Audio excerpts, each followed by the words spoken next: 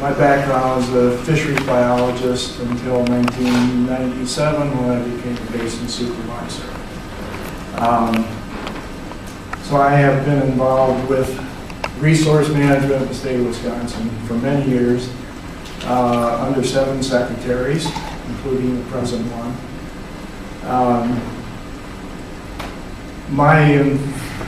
I guess I can't testify that I'm familiar with any particular cases where there has been interference of administration in law enforcement.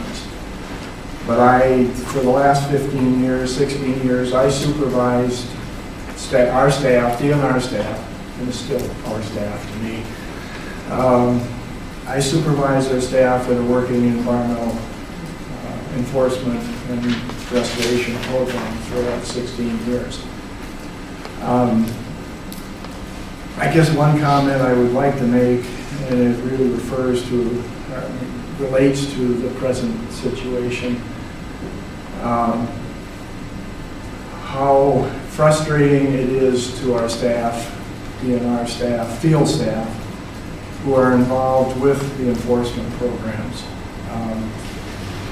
And I guess I would comment, and this really relates to the change in the present administration. I personally have never been involved in a case where, to my knowledge, where our staff was being told to not do enforcement.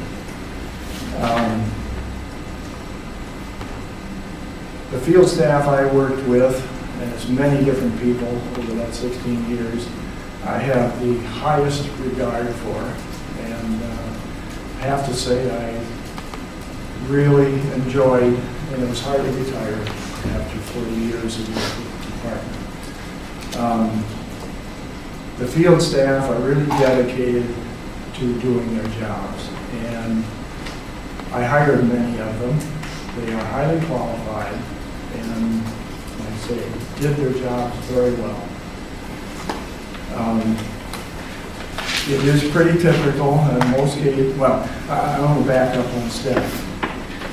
One of the things that happened when the new administration came in is that our staff was being told we are going to be more, Wisconsin's open for business. We're going to be more friendly to business. And like I said, I worked 40 years in environmental management and environmental regulation. And during that time, I never saw any of our staff not being friendly to business.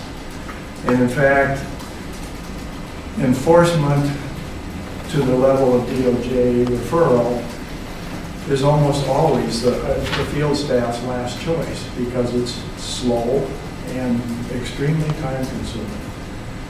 And the staff always worked with business, with industry, and individuals to try to resolve their problems.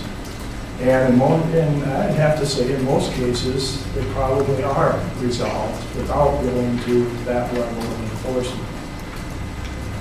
But having, let's say, that club is extremely important, that there are cases that are truly justified to go to DOJ for enforcement.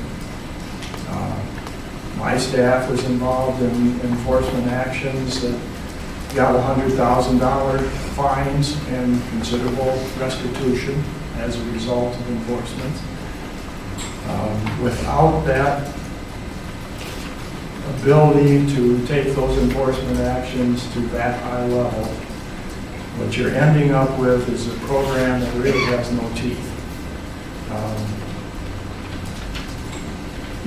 If enforcement actions are degraded down to the level of a $4,000 fine, it just becomes a matter of how you do business.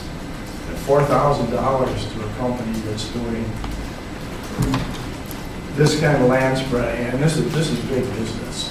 There's a lot of money involved. One of the companies that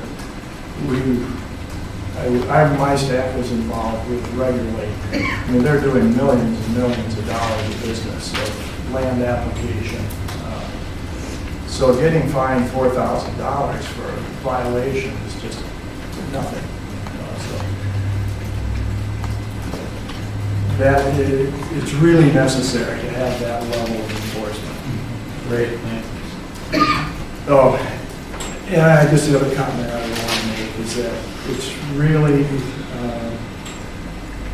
morale breaking for our staff to work so hard and so dedicated to try to do their job, and then to see something like this happen, where the enforcement is downgraded to essentially a slap in the hands. And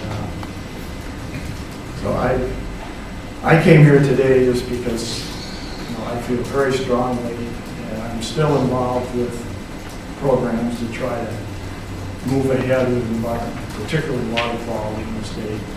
And really upsets me to see what's happening with the attitude towards enforcement and environmental management, environmental protection programs.